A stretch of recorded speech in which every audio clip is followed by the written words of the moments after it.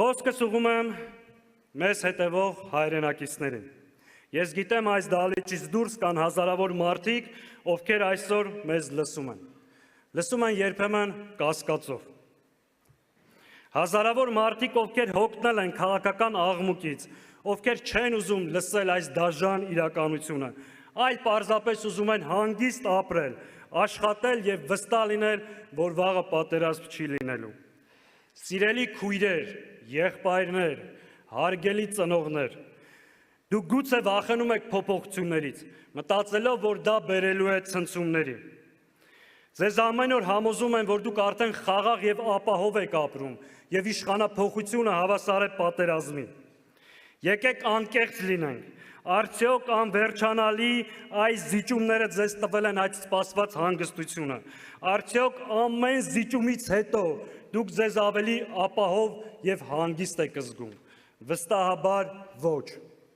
Մեր առաջարկը հավերժական պատերազմը չէ, մեր առաջարկը արժանապատիվ կայունությունն է։ Մենք չենք գալիս պատերազմ բերելու, մենք գալիս ենք պատերազմը կանխելու, մեր երկրի տարածքային ամբողջականությունը պաշտպանելու, ինքնիշխանությունը վերականգնելու եւ մեր ժողովրդի անվտանգությունը ապահովելու համար։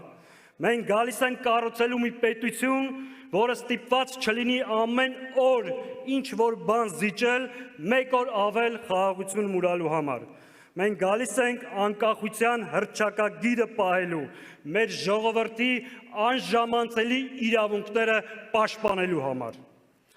Մենք գալիս ենք հաստատելու ազգային համերաշխություն, իրական խաղաղություն, որը հիմնված է ոչ թե վախի, այլ ամուր բանակի, խելացի դիվանագիտության եւ հզոր տնտեսության վրա։ Մենք գալիս ենք փոխելու այս հուսահատության մթնոլորտը եւ ցույց տալու, որ հնարավոր է լինել եւ պաշտպանված եւ բարեկեցիկ։